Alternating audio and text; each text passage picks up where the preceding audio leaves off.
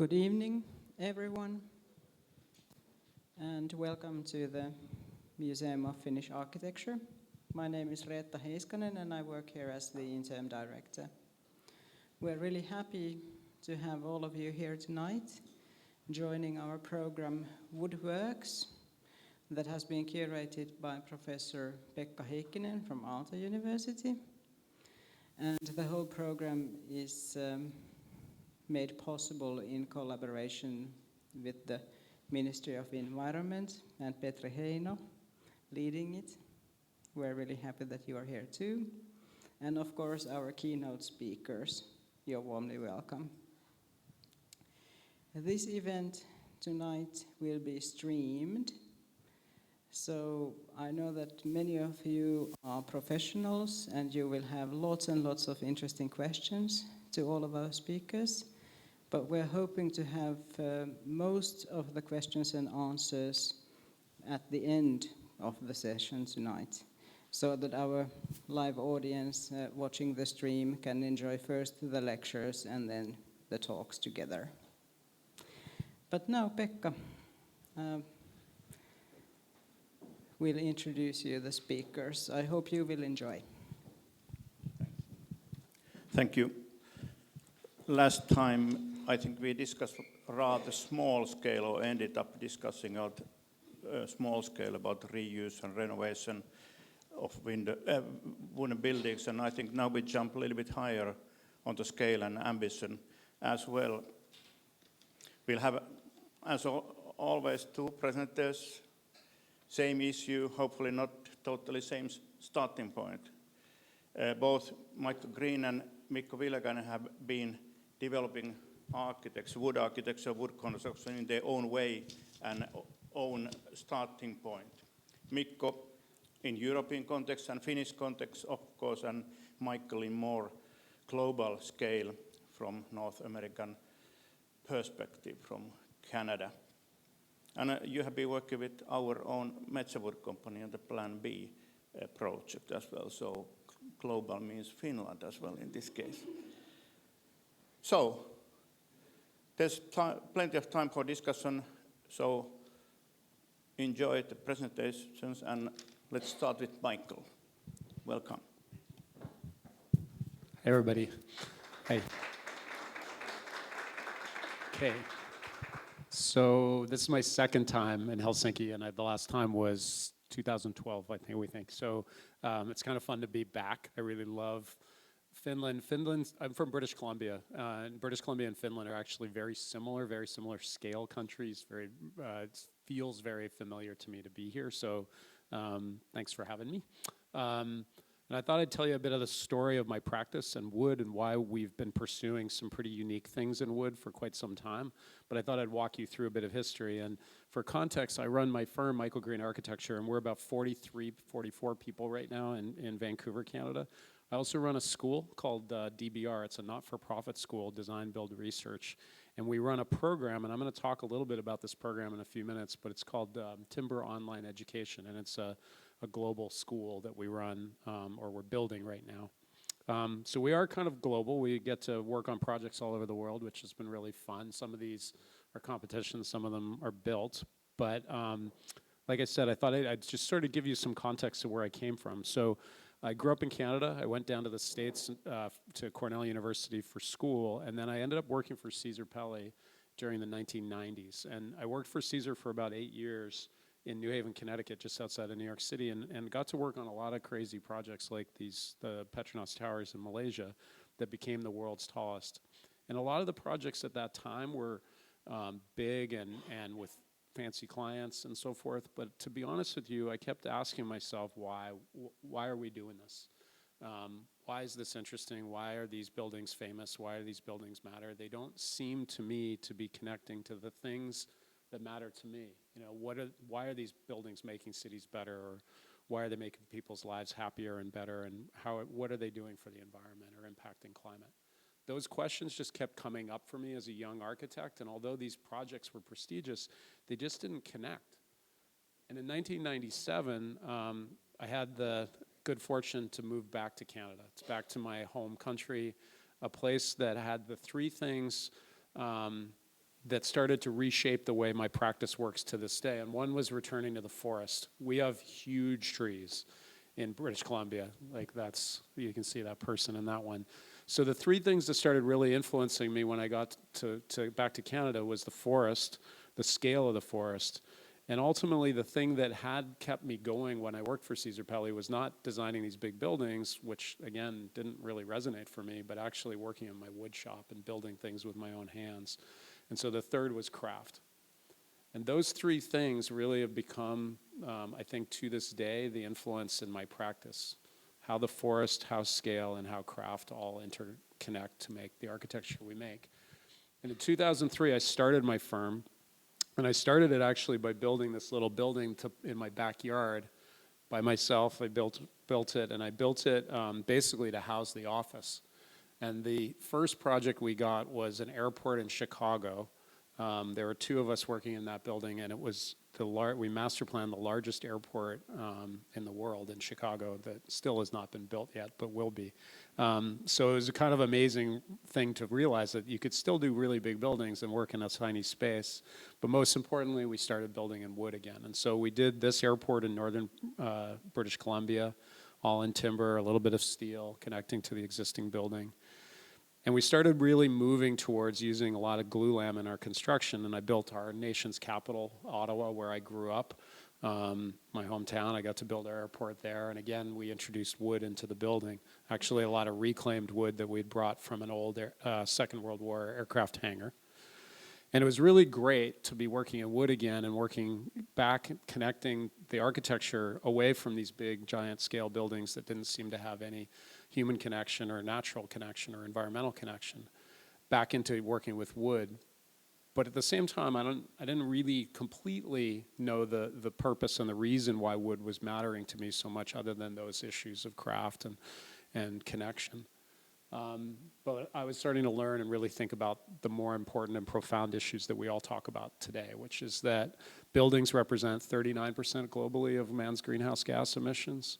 And you guys all know these statistics, I'm sure. You're talking about them in school, you're talking about them every day, hopefully. But these are the statistics about how our impact as architects are so huge.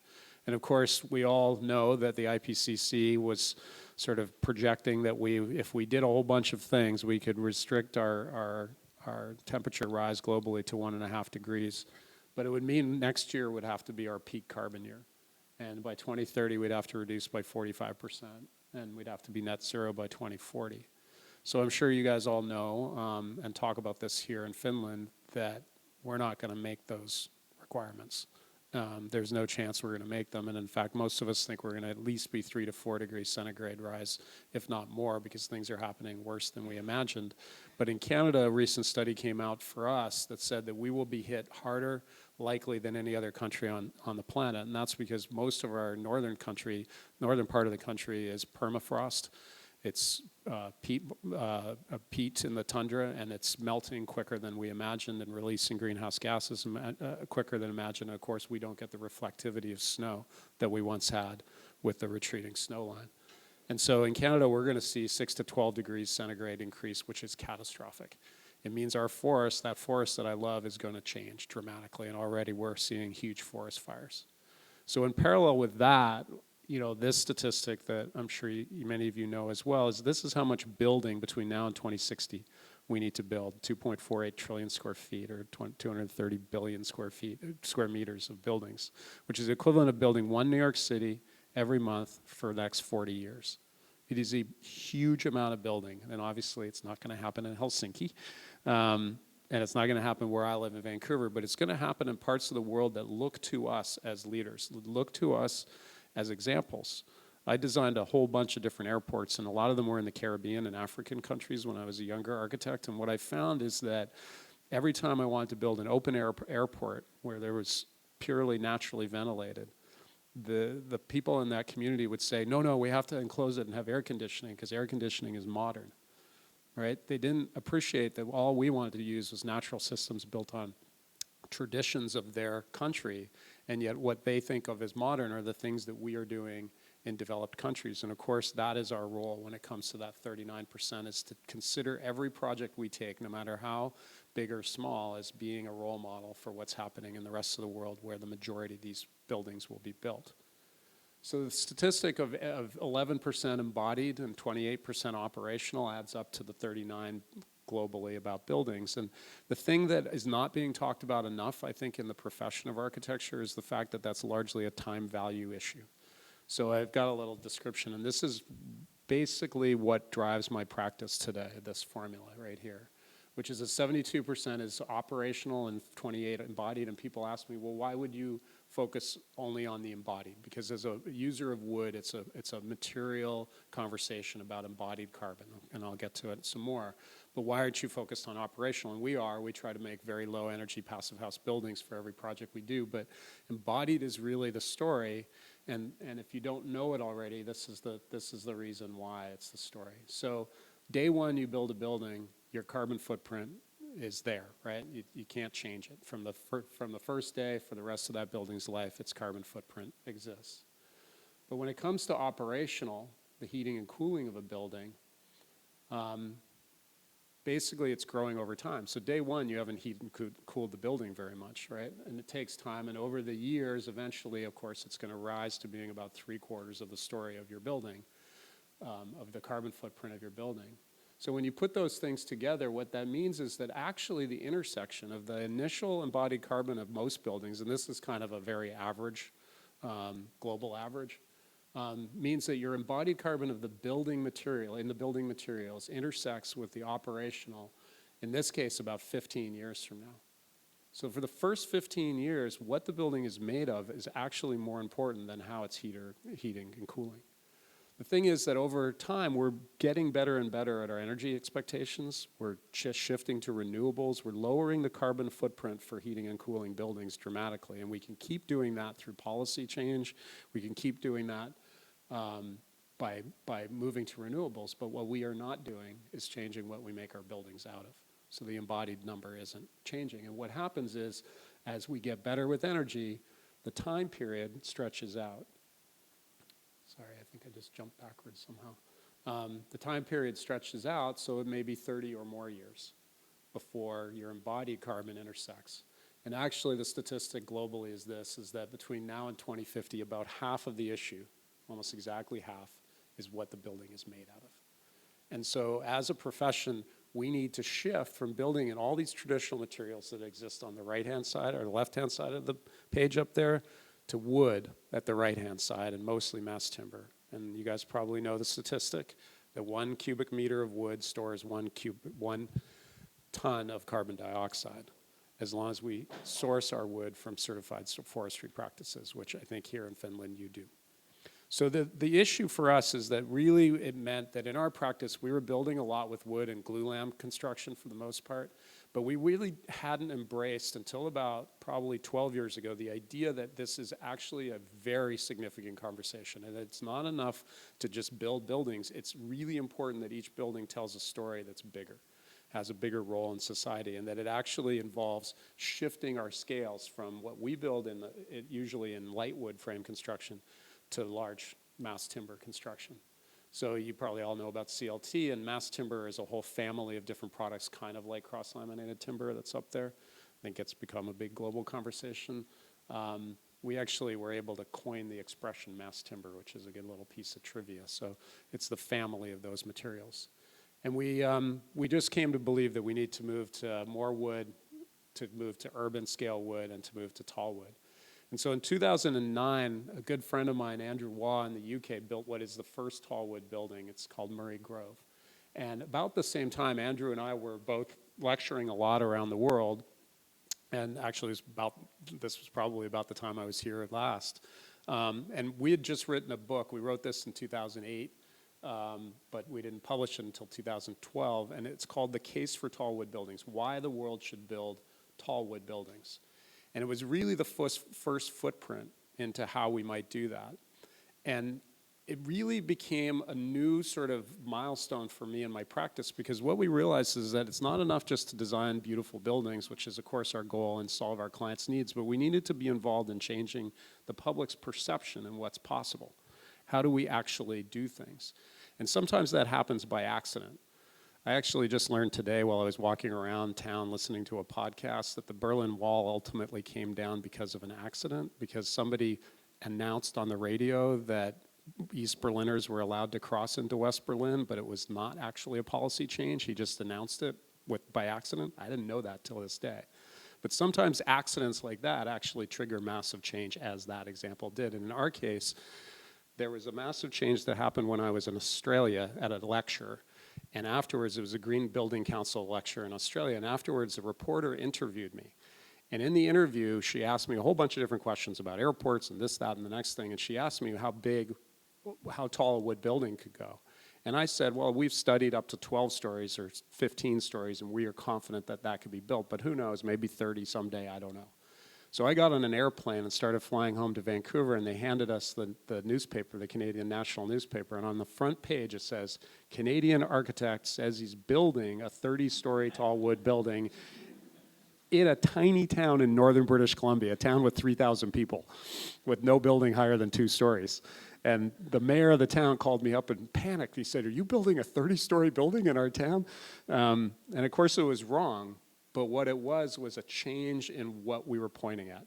So what mattered there was that I always say that if John F. Kennedy had said that the United States was gonna, circle the moon by the end of the 1960s, that's all that NASA would have figured out to do.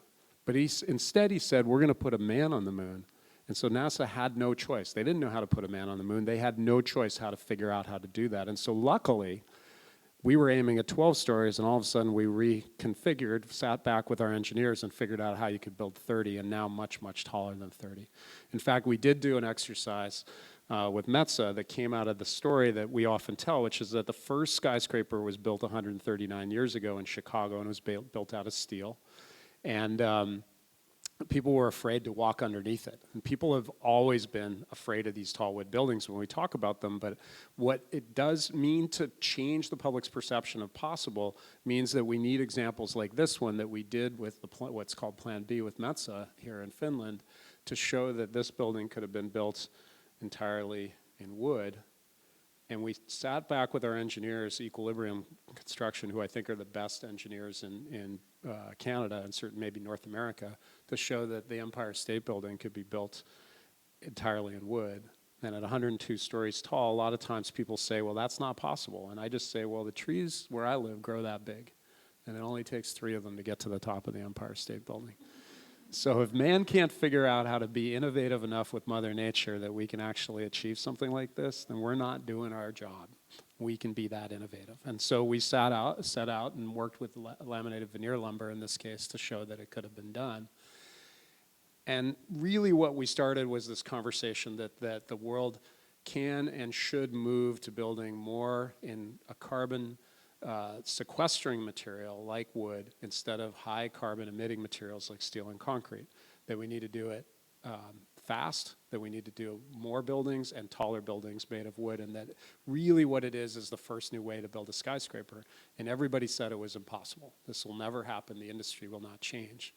Well, I know you guys are talking about it here in Finland. I know that all over the world now this is a conversation. Building codes are changing everywhere we go, and it's happening way faster than I could have ever imagined. From, as I say, we published that first report on tall wood buildings in 7 years ago, in 2012. And now it's changed the building code in Canada, the US, China, and elsewhere to allow us to build up to 18 stories in the United States, up to 12 stories in Canada, and it'll just keep going, 18 stories in China.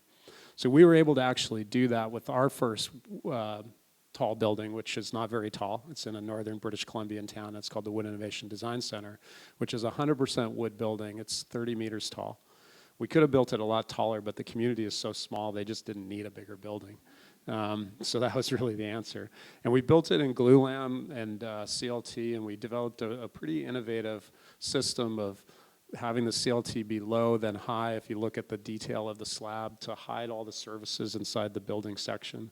In fact, here you can see how we have the slot between to run services, and then we ran a ceiling that looked like that over those slots. And so we were able to build this building where even the elevator core, even the stair cores, even the fire stairs are entirely built out of CLT. And obviously we were really pleased because it was a groundbreaking building to build entirely in wood. But what we were most pleased by was that the thesis of doing these buildings in wood is about changing the carbon story. And to do that, oh no, I just realized my timer started a long time ago and I don't know my time. Anybody got my time check? I need a time check. Just keep going. I'll go fast. I don't want to screw up everybody's timing. So we did this, we did a full building life cycle of this building, really assessed it, actually achieved what we wanted. And what we found is that it was an 88% reduction in CO2 to build the building in the way we did in wood as compared to traditional ways we would have built it in British Columbia in concrete and steel. 88%. So now think back to that number of 230 billion square meters of buildings that the world's going to have to build in the next 40 years. Of course, this matters enormously to the story. That, plus that story I told of embodied materials and embodied carbon is the essential story. But people also say to me, well, that's great, but you're going to cut down every tree in the world to do that. And the truth is, yeah, we could, and that'd be a huge problem because deforestation is also a massive part of the problem. But with a successful renewable forestry industry, the the North American forest grows enough wood to build that building every 4 minutes. That's what it means to be renewable, right? That is the very notion of renewable. And so we need better forest practices, but we also can do this. So I'm just going to flip through pretty quickly a few other slides we work in all these different mass timbers. So this is City Hall in Vancouver, in North Vancouver, built in laminated strand lumber, which are large panels, and those are actually structural ceiling panels. This is a laminated veneer lumber that we started working with that we developed in British Columbia called Briscoe. It's built inside of an existing building, but our client didn't want any drywall, so every wall, every surface was made in that same material, and we loved it. Then we started thinking we really wanted to see that people would embrace wood, not because it looked like wood on the outside always. So one of the deterrents is that in different cultures of the world, people would say, well, we're a brick culture, or we're a stone culture, or we're a steel culture, or whatever. But steel buildings and concrete buildings don't have to be concrete or steel on the outside, any different than a wood building doesn't have to be wood on the outside. And I think actually because that expectation that wood buildings are wood on the outside, it often restricts the number of wood buildings that are built. So when we think about wood, we think about it as the building structure, and sometimes we put it outside.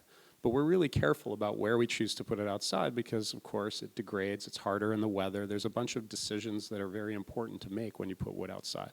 And we certainly love it, but we don't always do it. And in this case, this is what's called Ronald McDonald House, which is a home for 73 families at Children's Hospital, kids with cancer and their families to live at our hospital in Vancouver. And we wanted to show that a building made of brick could actually, instead of being built on the bones of concrete block or concrete as it would normally be built, could be built entirely with the CLT structure. And so it's actually 4 of these houses put together. And we built it basically by taking CLT and tipping it up and then using light wood frame because it's not a super tall building. Our floors didn't have to be solid timber. And so we were able to do a structure like this. So this is what it looked like during construction. And what I really wanted to tell as a story is that major institutional clients like universities, the public sector should be moving as part of carbon policy, should be moving globally towards the only choice of using mass timber in their buildings or light wood frame if they can, I believe, because it's the only way we can actually address the embodied carbon issue. But to do that, again, we wanted to show that you could change the exterior and still make it work. And so by choosing mass timber, we actually were able to build put the brick on the outside, but more importantly, we worked with a concrete contractor to do this building. And when we were doing it, there are these 4 houses, each that houses 18 families, and they're interconnected. And when the contractor built the first one, he was very angry at me. And he said, I'm a month and a half behind schedule. This is a terrible decision. We should never do this. And then he built the second one, and he was a few weeks behind schedule. And he built the third one, and he was a few weeks ahead of the schedule. And when he built the fourth one, he was 2 months ahead of schedule. And basically then asked me, when can I build the next one of these, right? All of the resistance natural in the construction industry to doing these kind of buildings dissipates the moment people actually do one of these buildings. And they don't have to look like wood. Although in this case, you can see in the main spaces we built, this is the main living room space connecting the different houses, we built CLT that's exposed. Where we could, we used CLT exposed, and where we couldn't, we used a structural grade of CLT and hid it. I'm just going to breeze through the next couple images. We do a lot of light wood frame off-site construction and heavy timber off-site construction. So these are buildings. That's Vancouver. Come visit sometime. It's a very pretty city. That's a better view of downtown right there. And this is a utility building we built just recently. But all in timber, of course. Doesn't look like timber on the outside. And we get to do, I have a background in mountaineering, and so part of the reason I moved to Vancouver is for our huge mountains, for alpinism, I think you guys would say, as opposed to mountaineering. And we get really fun clients like this one is Dr. Dre. You guys know the musician Dr. Dre. This is a music studio for him on top of a ski resort. And by building in mass timber, we only get to build for 3 months here. The rest of the time it's snowy. And by building in mass timber, we could build so quickly, we could actually build this building, which we haven't yet done, but we will. Same with this one. This is on the summit of Whistler. Whistler Blackcomb is the largest ski resort in North America. So you're up at about 3,000 meters here. And snow, we have snow for all but maybe 2.5 months of the year. So this is a 250-seat restaurant that we're hoping to start construction on next year. Or this one, which is in the high Canadian Arctic, way up on Baffin Island next to Greenland. That's where I was born, by the way. I'm from the high Arctic, high above tree line. So ironically, I love trees, but that's what happens when you're born not around them. But again, this is actually a language center for Inuktitut, which is the language of the Inuit people, and the only language center in the world to preserve their language. And so because this is part of my personal history, this was important to us. And because we only get one ship a year that can come in to port, everything gets prefabricated and built in CLT and brought in. So I like to point out that the material actually has this other purpose. It's not just about urban, it's not just about tall, but it has these other purposes. Closer to you guys, we're building in northern Sweden, weirdly. This is a building that includes gymnasiums and theaters and public libraries and public swimming pools and indoor skate park and indoor rock climbing park. And for me personally, they're putting an outdoor ice climbing park in, which is awesome because it'll be the first one in Scandinavia. But the building is all made in mass timber, but super long span mass timber. And I'm hoping it's actually going to be built by a Finnish company. So you guys may see this project soon get a little more attention in Finland, just because really I think the Finnish companies are best suited to be able to build this in northern Sweden. So I won't go into detail on it. It actually has these long span triangular box section beams that we're building. Gällivare. You know where Gällivare is? Really far north. Yeah, above the Arctic Circle. Yeah. So yeah, it's a pretty cool project. Very random project for us to get asked to do, but it just actually today got permission to go forward again. It's been on hold while the tenants moved out of the neighboring building. So this is the first tall wood building in the United States. Again, it's not very tall. The building code didn't allow us to build something tall yet, but we wanted to show the possibility. And so this is called T3. And it's built for a really famous developer in the United States that owns 1,800 skyscrapers. And this building, of course, is for them very, very tiny. And yet what's been very interesting is the moment we finished it, Amazon moved in. Because the thesis of the building was that people don't want to work in drywall and lay-in tile, acoustic ceilings. They don't want to work around artificial materials anymore. And the two biggest problems that most business, I think, in the West are having right now is attracting young people to come work for you and retaining those young people such that they stay, especially in tech. Tech people move from business to business to business. And what the surveys are showing us is that the reason, a big part of it is actually the workplace culture, but also the workplace environment. And so in this case, our client really felt like people in North America want old historic buildings. We don't have very many. Those old historic buildings often are brick and wood, but we just don't have that many. And they have bad windows and you can't run wiring. And so they said, why don't we do this again? Why don't we start over and start building office buildings this way? And we built this. Amazon rented it out right away. And it's become such a success for this big developer that they're planning 40 more of these, including one in Ireland now. So they're starting to build these all over the world. And what's more interesting to me is they hire world-famous architects to do their big skyscrapers, like my old boss, Cesar Pelli, and these highly prestigious buildings they were building, and yet this little wood building for them has become the most popular building they have done as a developer team. They're very, very proud of it. And it says a lot about sort of the technology and the desire of people wanting to live and work around wood materials. And all of the science that we're seeing is promoting the idea that these buildings are not just good for the environment, but they're actually fundamentally, I think I already did this project. Am I going backwards? They are fundamentally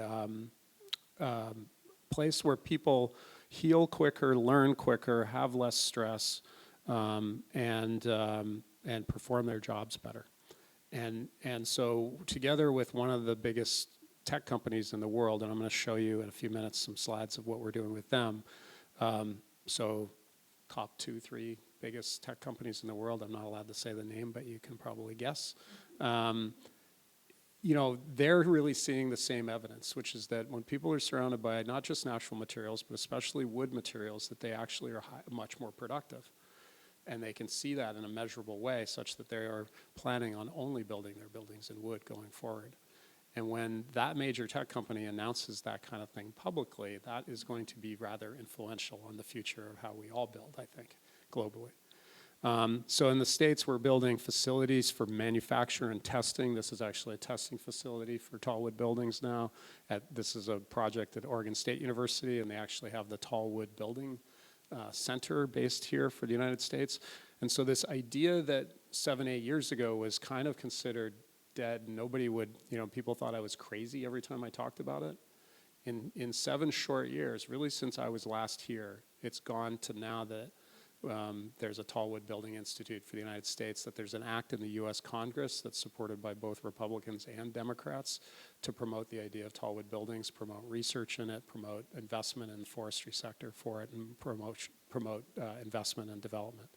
So it's kind of happening and pretty exciting. And of course, in places like France, we're working with developers. There's the Eiffel Tower at the very, very top there. That is one single development we're working with a few different architects on. Kengo Kuma's doing the tall building on the right, and we're doing 2 buildings in the middle. And we're working with Kengo Kuma's office on how to build a tall wood building, because it'll be their first tall wood building. This is one of our 2, and they're pretty ambitious. They're both residential, multi-use, daycare, swimming pool facility in this part. And our buildings tend to be pretty quiet, but that's what they look like.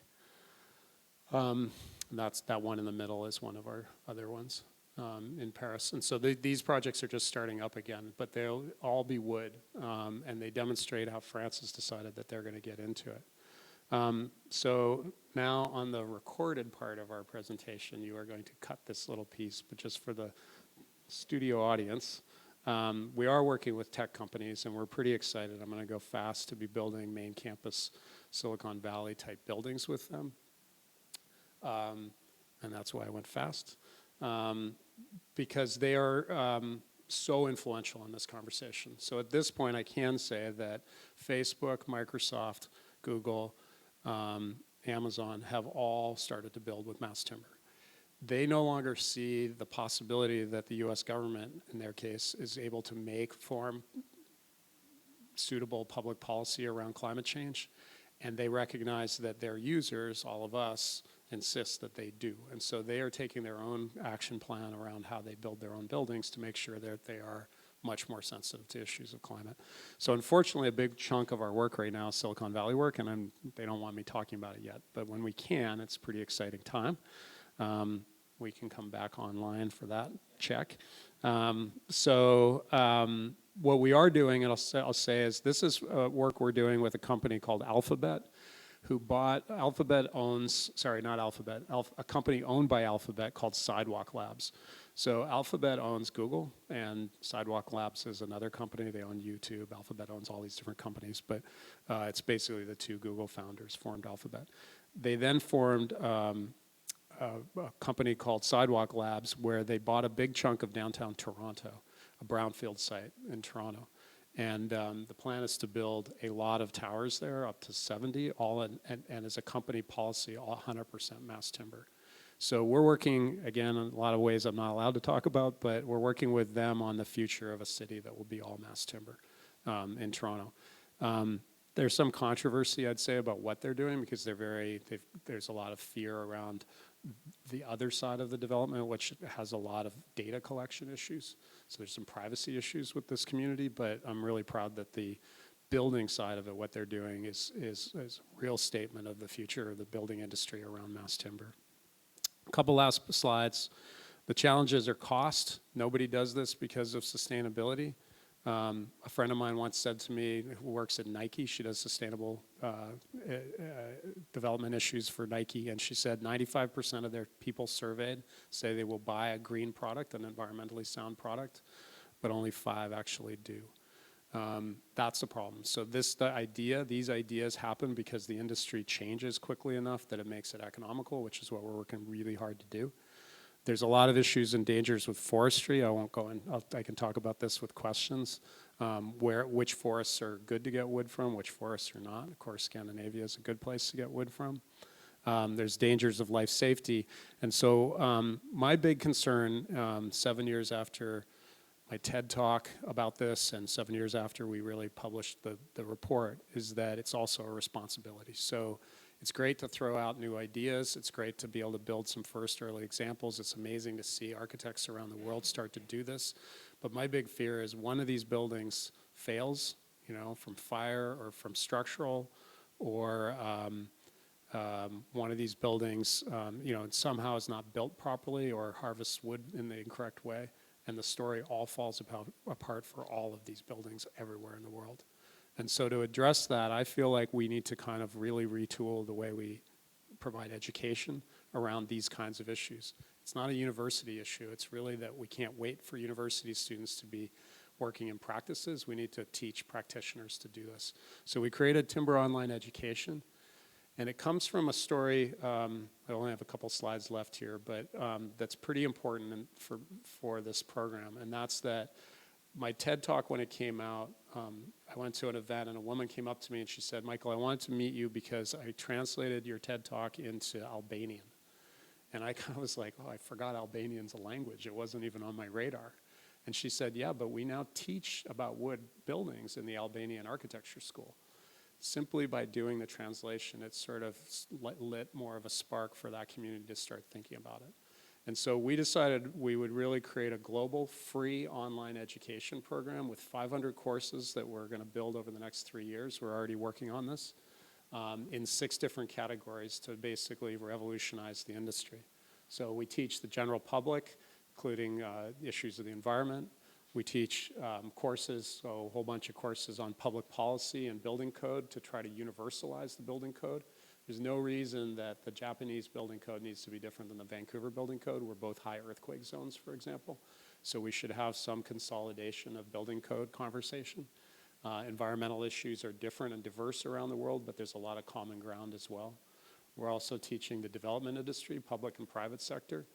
And the idea is that rather than all of us individuals trying to propel a change in the construction industry, having to do it on our own, to teach our clients, to convince local authorities, or for countries to try to do it on their own. The idea is to globalize the conversation, get the world's best leading expert in teaching the courses, and then translating them into 35 different languages and providing them for free. So the design industry, architects and engineers, manufacturing industry and the issues that they're facing and how they build this industry, and then finally the construction industry, everything right down to the details of how you deal with workplace safety or weather management, all the unique things that make these things possible. Issues of fire are the same in Japan and Helsinki and Vancouver. The issues are science-based issues. The solutions are science-based issues. The solutions have to be global and the conversation has to be global. Right back to the beginning, as I conclude this, I'll just say that we are not going to be, you in Finland and we in Canada are not going to be building those buildings on that big list. We'll be building a little bit, but our influence comes from the fact that we're dedicated as a profession of architecture, not just to our home, which we need to also be thinking about, not just to our client, not just to our community, but actually to the planet. And the planet means we actually outreach the work we do and advocate the work we do far beyond our own boundaries. and start talking about architectural impact globally to support those that live in countries like India and China that actually are going to help us solve climate change. But they need our support and they need our education tools. So thanks, that's my piece.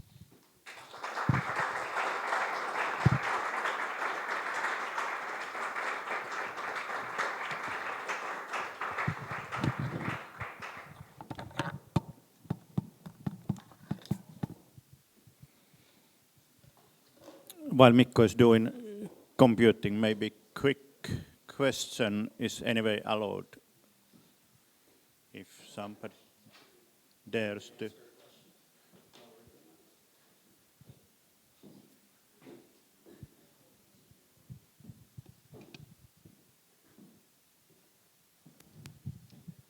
Yeah, hello. A question came to mind, quite a general one.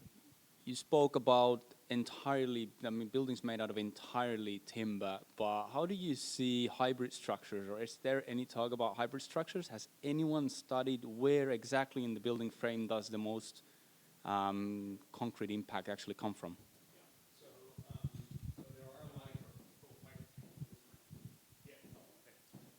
So there are a lot of hybrid buildings being proposed. In Vancouver, there was an 18-story tall wood building, student housing building that was built with concrete cores and a wood structure. I don't agree with it. It's not necessary, and it actually really screws up two things: the environmental footprint and actually the cost efficiency of in the case of that building. So there are times when hybriding makes a ton of sense. I tend to hybrid a little bit in earthquake zones with steel, but not with concrete. Concrete, of course, is the worst footprint material from an environmental point of view. So we use it in a foundation where it makes sense, but we don't use it above ground. But in high earthquakes, we need strong brace frames, and sometimes steel is our solution for the brace frames. So I tend to agree with that. The problem with a lot of concrete hybriding is that you have two different trades working on the site at the same time, and so you tend to have real problems with the efficiency of both trades. So the concrete guys, in the case of the building in Vancouver, the 18-story building, they built the super skinny elevator cores out of concrete, and it took them 6 months to build those. If the building had been built in concrete, it would have been finished in 6 months.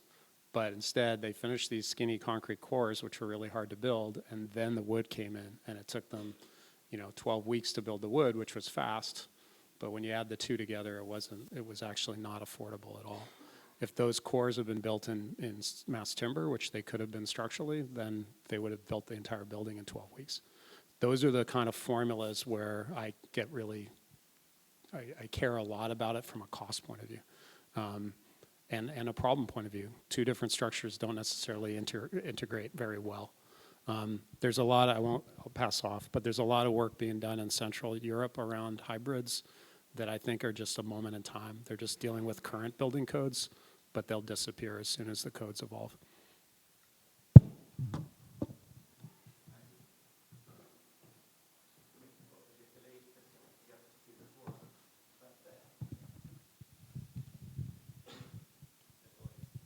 Okay, good evening, and thank you for this kind of invitation here. When Pekka asked me to be here, I did not know what I promised to speaking after Michael's presentation. Yeah, well, I thought that he's going to have a lot of good examples and practical view on this, so I thought maybe I should have a more theoretical view on this. I can't show you any houses I built or anything like that, but I have another view on this one. It is very easy to agree on what you say about everything practical, but especially I've been studying this also this need for new residential construction in the world, because it is something that I think we can't really believe how much we should build until 2050 in the world. Until 2050, 2.5 billion people are moving into cities. And if we're going to provide them all a flat to live in, from this point to 2050, we should be able to build 1 flat per second in the world. And that's enormous speed. We will run out of quite easily about these natural resources unless we go more towards using renewable ones. But what we are also running out is working hands, because the construction sector is very labor-intensive sector. If we compare this labor efficiency index to other industries, we are lagging behind. And we really need a change there to be able to provide the houses that we should. And this is one of the reasoning behind my presentation, that there is a need to change. And but to making this change is quite difficult often. And this is where I got this idea that perhaps I should talk about how to enable this change. And my message is here, that the architects are needed more in the future, because if we go the old way, then I don't think nothing will happen. Actually, originally I got this idea when I was sitting in one meeting. There was a group of guys in the room, and they had decided that they want to develop a new industrial building system. But they wanted to do it a different way than normally. They wanted to educate the town planners, they wanted to educate the architects, and they wanted to educate all the authorities along the way that if they could do their job in a specific way, then they could build the houses they want to build. And I just started to think that perhaps that's not the right way to do it, because we can't imagine that everybody is changing around us unless we do something differently and we provide better solutions. So this is where I got this idea, but in the woodworking sector we quite often see the world like this. It's like hurdles or set of barriers what we need to overcome. There are building codes we need to work with. We need to provide technical properties and develop those. We need to improve knowledge and skills, and we need to be competitive. And then we think that if we overcome all these barriers, at the end there is a happy client somewhere waiting for us that's happy to buy our product. When we want to see this selfishly in woodworking sector, we quite often see it like this, that the hurdles for the woodworking industry are higher. There are more strict regulations, fire regulations for wood than for anyone else, and therefore it's more difficult for us to get there. And if we compare us internationally, we see it like this, that Finland has the most strict regulations in the world and so on. But again, maybe this is not the case. We should think this over, because if we think that when we overcome these barriers, there is someone waiting for us, but is there really? We are so much focused on this overcoming these barriers that we forget the client. And therefore, I think we should forget about all of this and really focus on the client. I have seen this story too many times because I have followed this development project when they are developing something new. It is very typical that they have an idea, a brilliant idea, that we are going to develop a new building system and this is how it's going to be. But it becomes too expensive. So what they do next is that they start simplifying design of the house. And when that's not enough, then they start buying cheaper materials. They try to buy even more cheap gypsum board for the building. And they end up lowering the quality of the building. And actually then the product becomes quite unwanted and the client doesn't want it anymore. So the whole investment is ruined. And this is the case we see too often when we only start to overcome these barriers in our sector. There is an example in Norway which has nothing to do with the construction sector, because early 70s, when there was this oil crisis in Norway, they got this idea that perhaps we should develop an electric car. It's a bit funny because Norway has all the oil in the world, but anyway, they wanted to develop an electric car. And it took a little bit more than 10 years for them to get this new product on the market. The companies behind was the Norwegian state. Statoil is the local oil company, and Norsk Hydro is this local water power company. And then they decided that they want to provide the market a new electric car. For some reason, this car didn't sell so well. It was quite slow, the range was not too long, and it was also quite expensive. Of course, the Norwegians have the money. But anyway, after 2 decades of trying to push this on the market, this company went bankrupt. And actually, there was some silver in this cloud, because what they did during this 2 decades, they created a quite good brand for electric car. So it became a wanted product. People wanted to have it. It just wasn't available. And they also launched some benefits to the owners of the electric cars, that they have their own lanes and they have free parking and so on. So when finally the right product came on the market, it started to sell quite well. So in my mind, we are a little bit in this similar situation in wood construction at the moment, that, you know, there is a demand on the market, but the product is not there yet. So there is a place for game changer in this area. So all of these have done a fundamental change in their own branch. And this is what we are lacking in the wood working industry at the moment.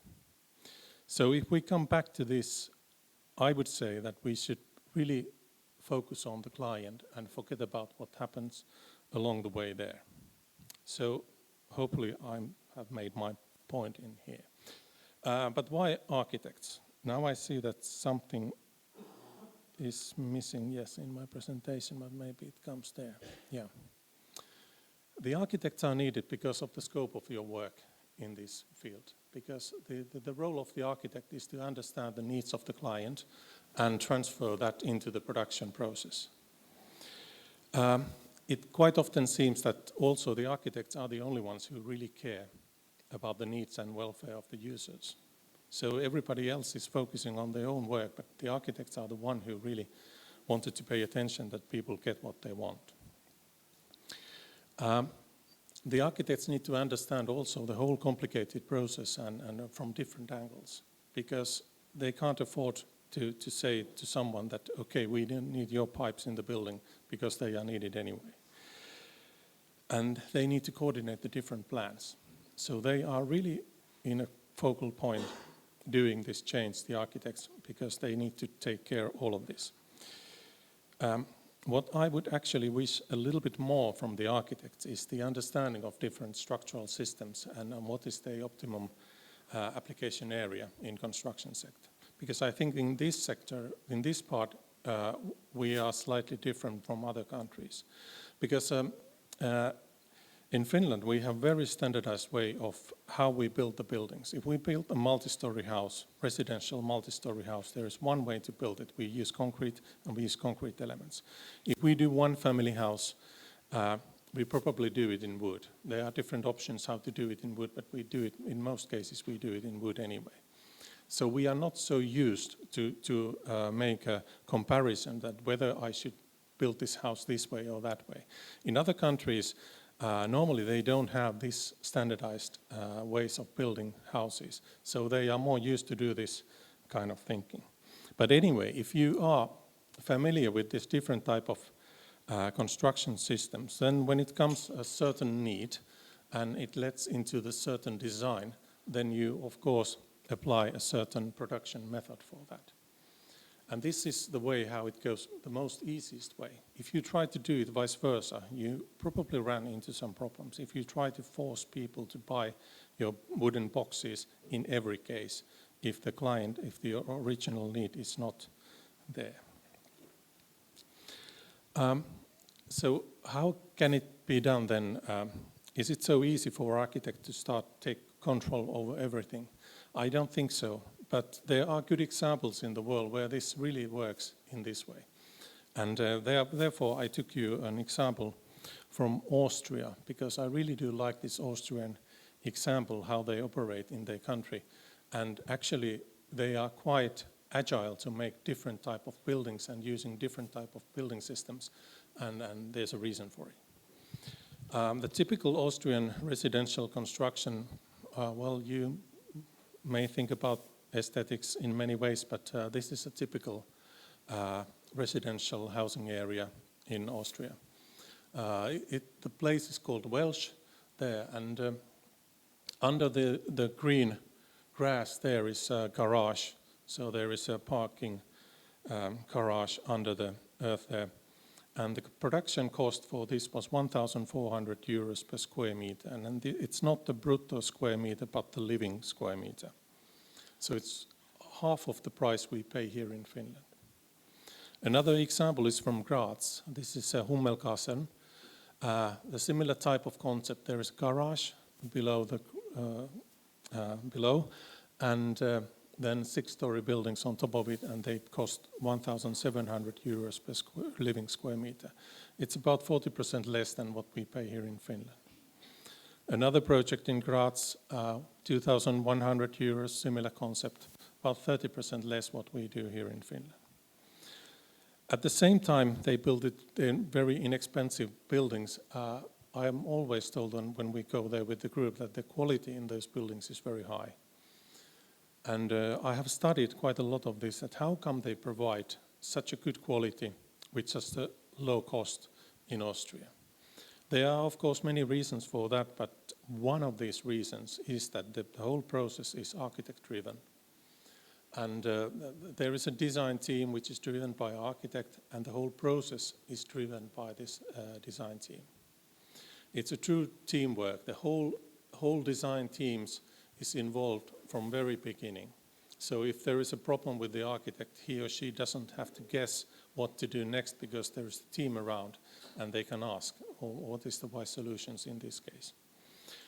Of course, the team has a very wide responsibility there because they don't just design the building, they also design the process, how they are going to build it. And I think that's one of the key issues, how come they can control this process so nicely, because they really do get involved in the process and they make a selection of how it is built, the house. And then they do also very comprehensive cost calculation there, because we always compare only the first price, not what comes after it. And but just to clarify you a little bit this, why this kind of thinking makes sense and what's the sort of power of this kind of design team, I selected you 3 examples how the design team can make a difference in the project. The first one is a very, how should I say, dumb example. If you have to select a gypsum board to your building and you have 2 options, there is, sorry I forgot these product names because they are real. It's a Gyprop fire line which costs 5 euros per square meter, and then there is another one, Fermacell, which is a fiber-based gypsum board, costs 13 euros per square meter. If you ask Finnish builder, in all cases they select this one here immediately, because that's the only price they can compare in the building. So we made a sort of survey around this thing, what really is the impact of this choice. And we put them online. So if you build a 12 square meter room and you have this cheaper gypsum board or the more expensive one, of course, when you put one layer there, the more expensive gypsum board is more expensive. But when you think about that, you need to have fire rating 60 minutes in your building. Actually, you find out quite soon that 1 is enough here, but here you need 2. Even though they are marketed as a similar product. But when you go deep into the declaration of performance and you see how it performs, you find out that actually you need 2. Well, then you need to assemble them. In here, you double also the amount of the work. So actually you are already quite close in cost comparison.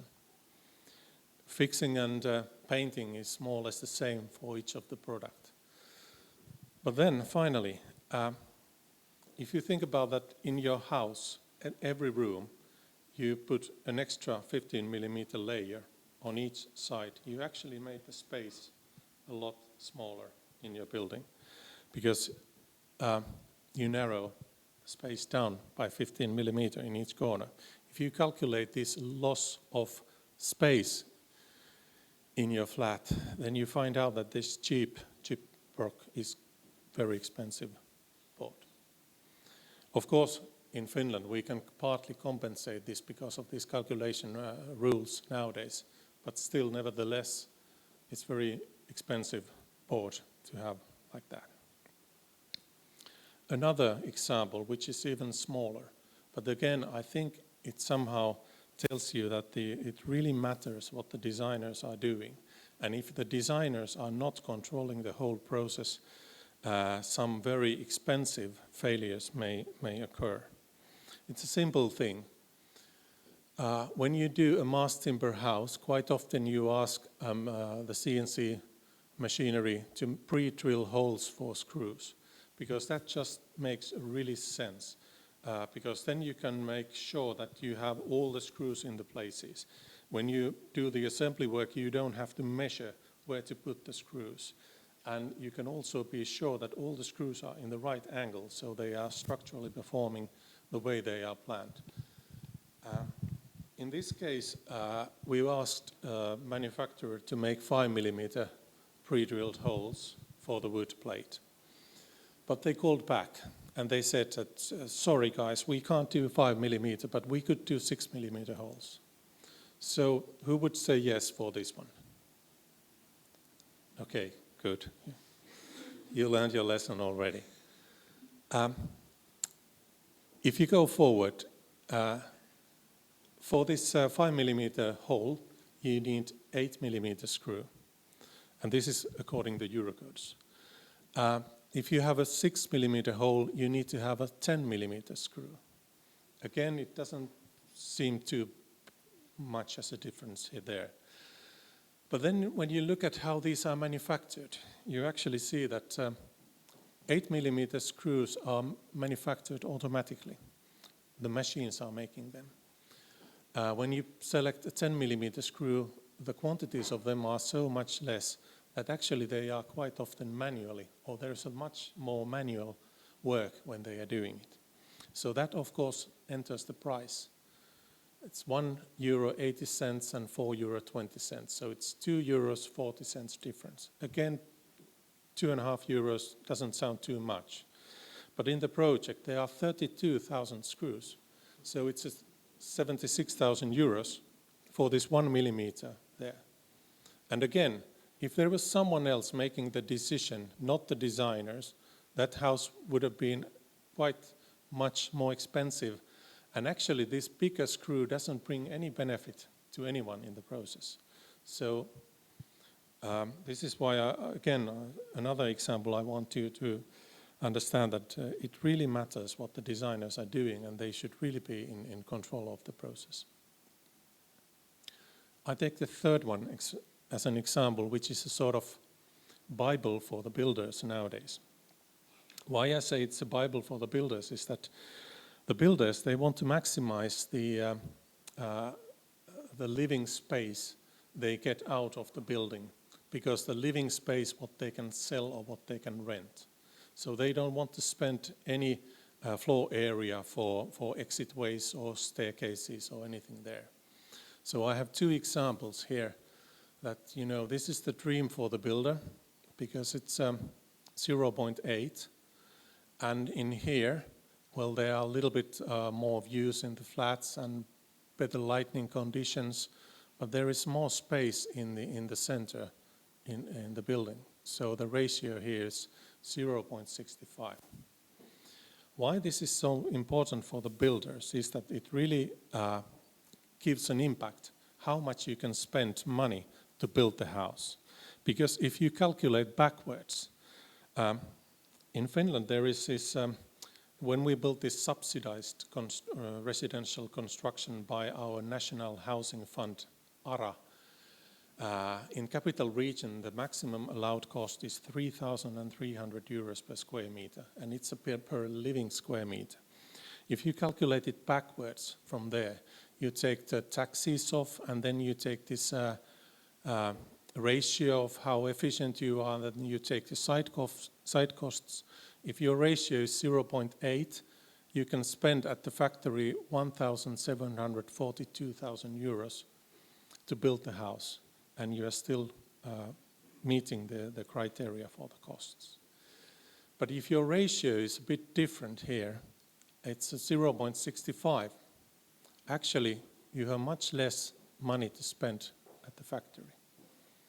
And well, if you think about this difference of the price, you can just guess in whose pocket is in it then. And so it really matters, this how efficient buildings you make. But if you want to have industrialized building production, like I mentioned in the beginning, we need to do something. We need to do some change there, how we build the houses, because we are running out of hands there. And if you want to use here a volumetric element, you can start thinking how to build this in volumetric elements. What you end up having is that you have all the volumetric elements are different. So actually you are not creating any good preconditions to make industrially manufactured house, because in the industrial production you get the benefits when you make a series of production. And in this case the number of the series is 1, because all of them are different. So if you take another example there, and you want to use one module only, you can do it by having it all, just using one module. So again, these things can be very complicated, and unless you have a really wide understanding of all what is happening there, and you have your whole design team around you, you may end up not designing so good building. But with a good design team, you can also make a choice in this respect, that you provide a building that the client wants and you make it efficiently, and you also can save the world as part of it. So, thank you.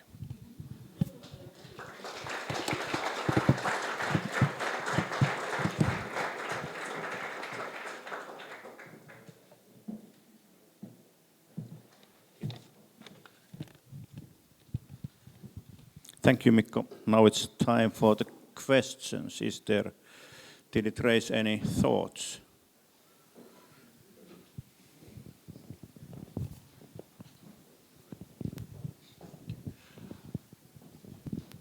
It's a bit of a far-fetched question, but what is insurance company looks on the whole timber construction thing?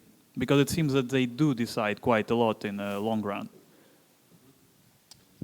So what's interesting about insurance companies is they tend to do a lot of research and really know what they're doing, because it's their cost impact. And so what we're finding, to our surprise, is they tend to be the best educated people we talk to. They actually understand it. They understand the fire science in it. So they don't see any additional risk in our buildings. And that's because they're informed, right? The assumption is that they wouldn't necessarily be, but they actually are, and they've gotten quite good at it. So we're not seeing an impact yet.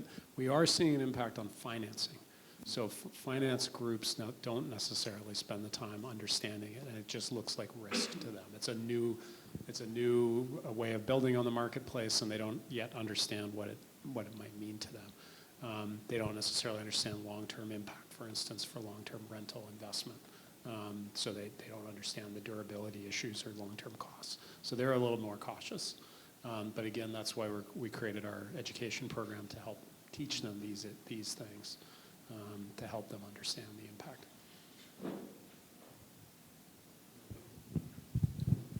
These insurance companies may be very tricky, because I was sitting once in this committee thinking about the new fire regulations in Finland, and then there was also this insurance company guy, and he said that if you want to get an insurance to your building, you need to have a sprinkler system in Finland. And that was a sort of compulsory issue, no discussion at all. So it was accepted that when we built Finland multi-story houses in wood, we need to have the sprinkler system in the house. And that guy was happy. So the next meeting came, and we started to talk about these sprinkler systems. And the same guy said, wow, you have this sprinkler system in your house. So there is a potential risk of the water damage. So what we actually require, we will have your higher insurance fees. And yeah, and this is really how it went. But then, actually, the one who's lobbying for them, they told us that if you have difficulties to have an insurance, what you need to do is to change the company.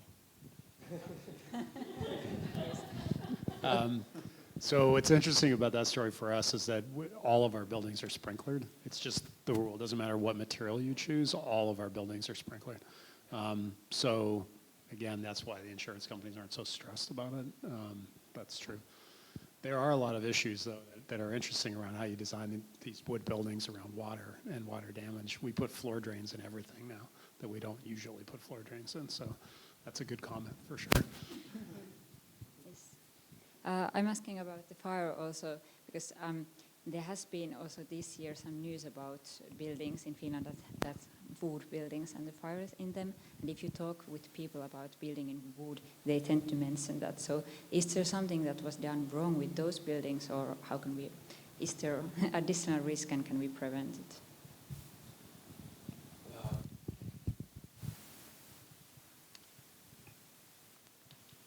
I know one. I've been thinking because I've heard only one case in Sweden. I think there is another one, but I'm not sure. But there was one case in Sweden. They built this volumetric element house. I think it was a student dormitory or something like that. And there was a fire in the building. And the fire spread more rapidly than what they expected inside the building. But the problem was that they did not had any fire stop in the cavities in the building, or in some cases there were plastic ones. And actually they opened up this house thoroughly, and they studied what was wrong with it, because also the builder was quite surprised at what happened. And they found this failure there, that now they know better detailing for it. And I think that was solved, the case there, yeah. But that's actually, in my opinion, that's in my opinion the point that how do you convince? I know that in the new generation multi-story houses, which were allowed since '97, there has been one fire in one flat, and the sprinkler, of course, set it down, meaning that the woman in this case smoking on the sofa, drunk, was saved, didn't die. So, which is worse, to die or to have a water damage? But that's another. The point is, how do you convince people? That's, in my opinion, the key questions. So the majority of the fires that we have in wood buildings are in light wood frame buildings, and they're usually during construction. So, or older buildings that don't have sprinkler systems. Mass timber buildings, we have yet to have any fires in. There was a mass timber building in the UK that burned during construction. So back to the insurance company question, fire insurance during construction is an issue for wood buildings, and there's a bunch of extra parameters that we do put on the building, like we provide additional water, a standpipe in the building during construction so that we have firefighting during construction. But once the building's finished, if fire stopping's done correctly and if the building is designed properly, then we have yet to see any fire in a mass timber building. Light wood frame construction, again, we still get it, but I think the challenge with the public is understanding the difference between those two things. Light wood frame construction requires gypsum to protect it. That's how we design in North America. Mass timber does not. It can be exposed, but that's an education issue, and helping the public understand that it's an apples and oranges, completely different way of building and completely different fire understanding. I often use just a simple storytelling device to explain it to audiences. that if you were to build a campfire and you took just a big log and you put it on the ground and got your lighter out and started trying to light it, we all know that just does not work. Whereas if you take small pieces of wood and start lighting it and then slowly add bigger and bigger and bigger, eventually you can put your log on. We also know if you put the fire out after 10 minutes on that big log, the inside of that log is just still a log. It's still natural wood, right? It only burns on the outside and it burns very slowly and very predictably. So that's the difference between mass timber and light wood frame. Mass timber just doesn't catch fire very easily, and when it does, it burns very slowly, very predictably. And so even though sprinklers will put it out and the buildings are compartmentalized, those are the issues. But all of this, for me, goes back to our school and the reason we believe in it, because something like fire stopping is a great example.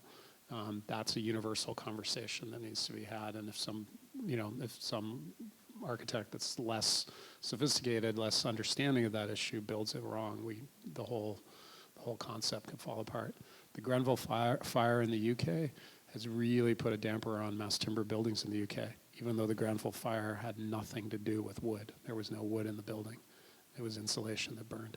So all of these issues are very fragile, and public opinion is really critically important. And that just takes education. Yeah. I would like to hear your thoughts on the issue of material availability. If I understand correctly, wood is highly localized, like to produce, and for region that doesn't have any sustainable forestry, how can we promote the use of to replace concrete with timber in the larger scale? Yeah, so I mean, it's a hard question because it depends where you are. The issues are so diverse depending on where you are. But let's take the Amazon basin as an example. So the southern hemisphere right now doesn't build, I mean, you can get ponderosa pine growing in Chile and New Zealand and Australia. But for the most part, there's not a lot of research, science and research going into turning native species south of the equator into mass timber, for instance. We know that gum and eucalyptus are really fast growing and actually really appropriate to turn into mass timber. To allow local sourcing of materials in the southern hemisphere. We really are interested in the science around that because the trees can grow to maturity in 10, 12 years versus 70 for you guys here in Finland and for us in Canada. So we get a much more renewable solution in those parts of the world that don't have currently materials available. And the thesis of our argument in places like the Amazon who don't forest sustainably, or predominantly don't forest sustainably, is that right now there's no need for a renewable forestry sector in the Amazon. The trees are cut down not for wood, not for buildings. I mean, they use them for wood, for furniture, but for the most part it's being cut down to create agricultural land. And that changes the moment we shift their economy from building in concrete to building in wood, such that you're incentivized to replant the forest. That's the one challenge the United Nations FAO, Food and Agriculture, that look after forestry, has not been able to solve with most of the countries going through deforestation, is how to encourage them to replant. Building a building economy around trees actually creates an economy that's renewable, and that's the way we solve it. So different parts of the world have different issues. That's just one anecdote. But for the most part, timber can be exported more efficiently and more economically and at a lower carbon footprint than concrete can be used in the local environment. That's part of the discussion that we have even in Finland, although is it so that the whole building stock that we built in 1 year, if it was built in wood, it will grow in something like 10 hours. So, but anyway, we discuss about that. I will, by the way, get back to the previous question that I wrote here that Mikko started that easy to agree, and we always talk about the true believers, puuskovainen in Finnish. And I've been thinking that should we work with the people that agree with us, like the companies that cannot be mentioned seem to start believing on timber, or should we try to change the business as usual, or both, of course?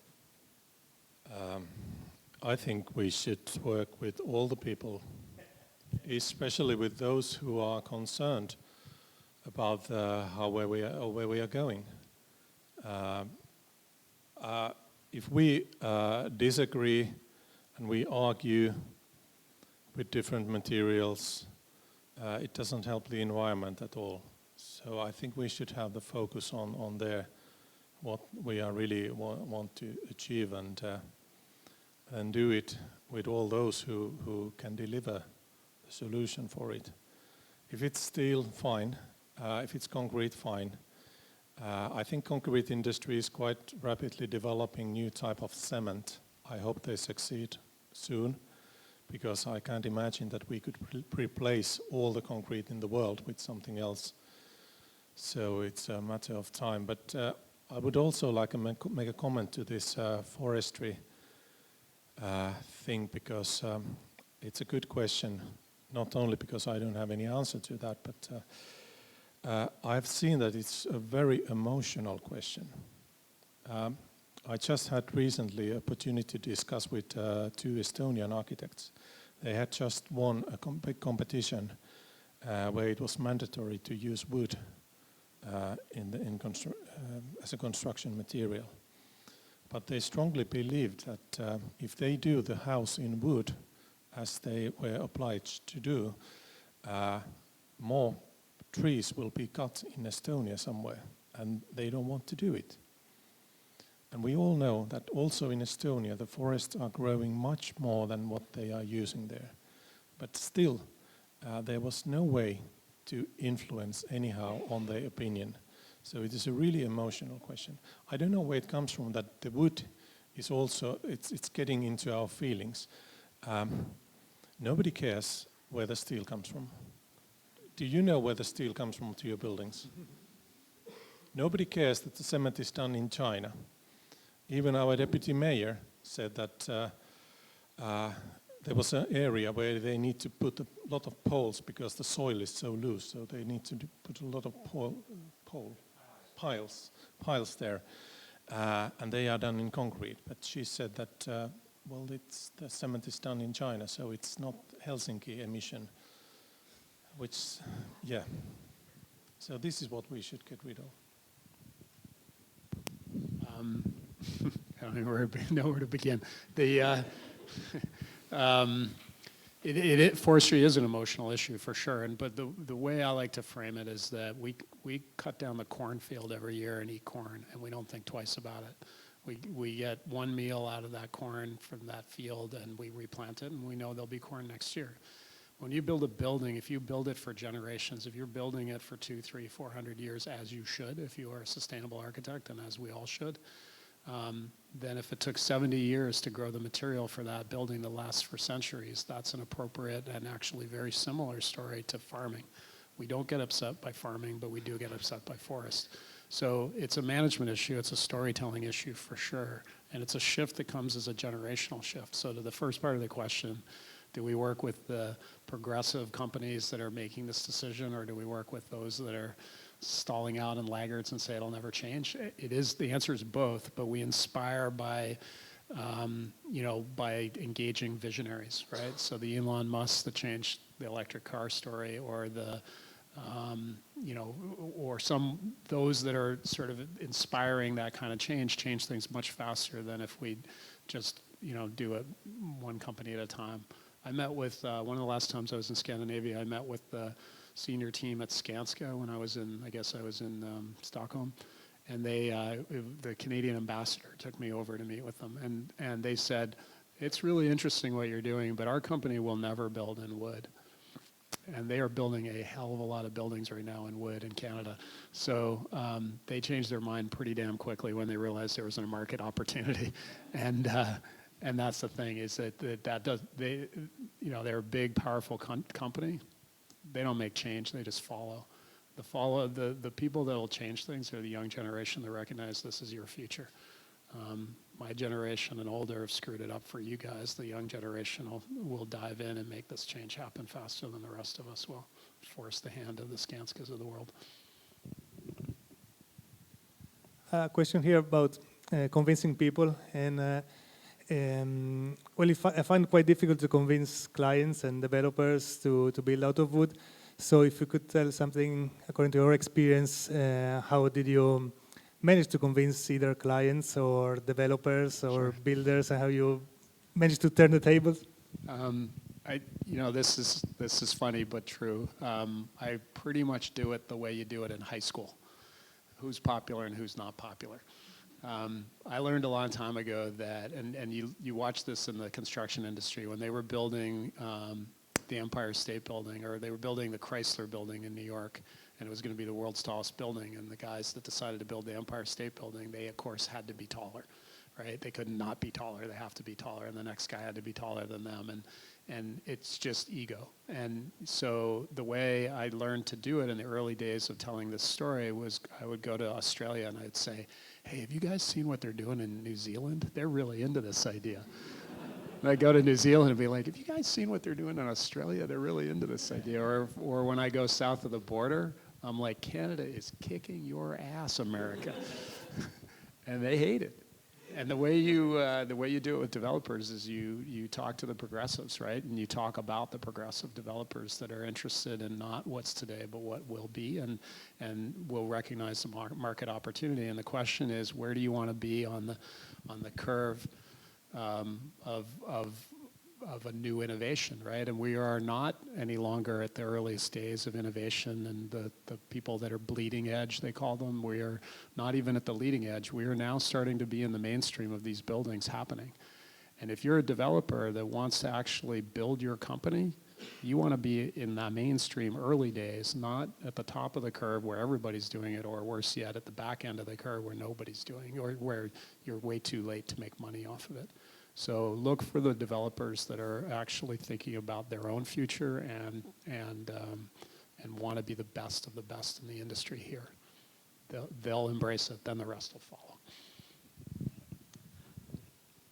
I can tell you, Michael, it's a never-ending story also, this one, because I just studied that in Finland we have built 475 daycare centers this decade, 475, and 293 schools in wood.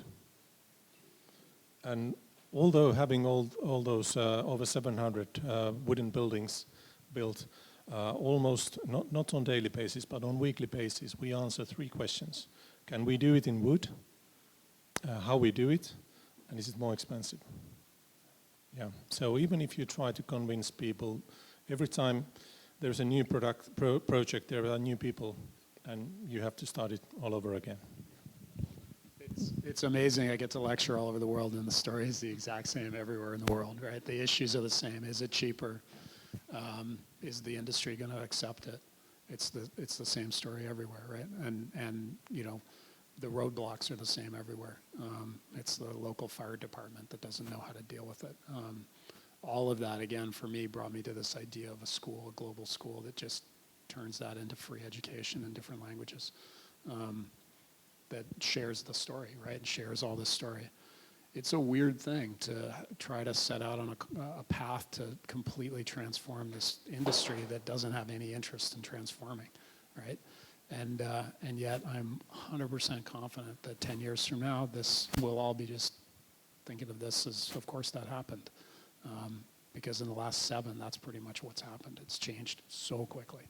And the climate story, I feel for the first time in a long time good about it. I mean, Greta and her voice coming to North America actually was bringing out huge crowds of young people that are actually now finally starting to engage like we might have seen in the 1960s.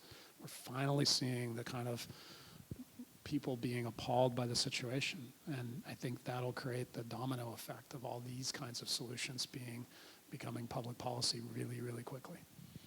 In Vancouver, we have a city policy. We're trying to be the greenest city in the world, and we're a long way from it. I mean, we're a very pretty city, but we're not green yet.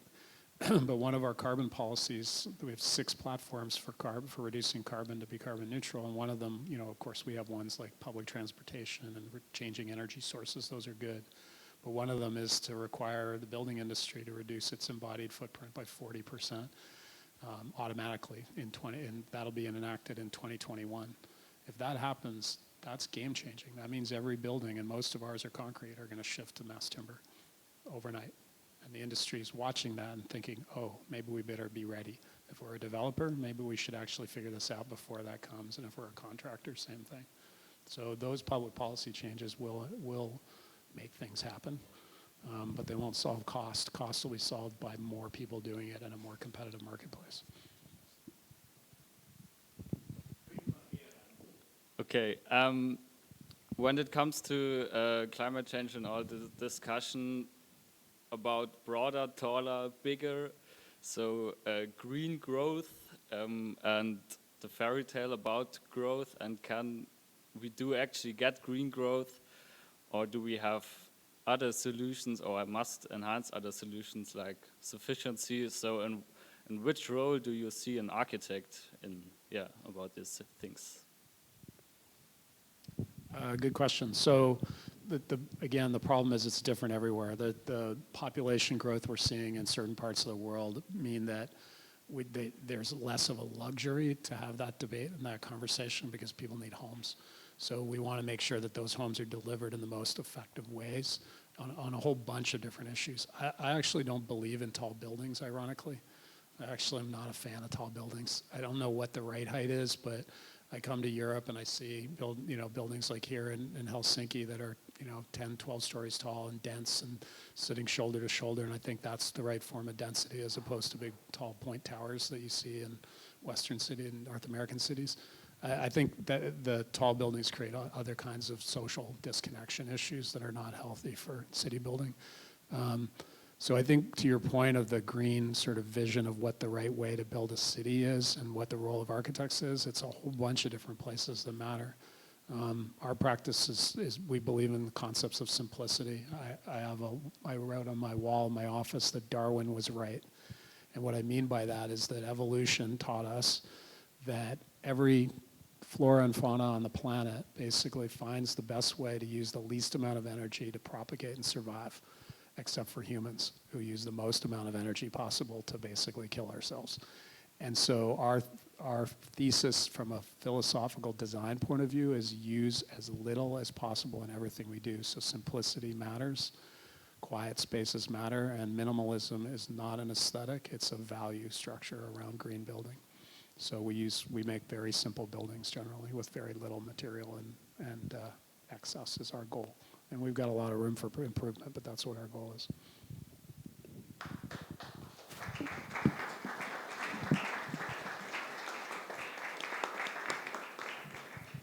Okay. By the way, the series was called Viewpoints. I'm afraid that everybody will talk about climate change, and maybe on the last session as well, 21st, Anders Adlercreutz, who wanted to have impact, went to Parliament, and then Pekka Pakkala, who changed his ways of working and is working for the better future on that way. I will discuss with them that please let's not start again with this climate change issue, but they might end up to those. I'm sorry about that, but it seems to be the topic that everybody's talking, whoever we ask here. But it's important point, so, and hopefully, yes, of course, you shouldn't, and I shouldn't be bored of that discussion. So let's do something instead of talking after this presentation. Thank you, Michael. We won't tell about your new projects at all. Finland is a small country at the edge of the world. By the way, we have twice as many Finnish speakers than Albanian speakers, so we maybe have to translate your timber online package as well. And thank you, Mikko, for bringing a fresh perspective to the lecture series. And of course, thank you all for coming here. And hopefully we'll see you on Thursday, 21st.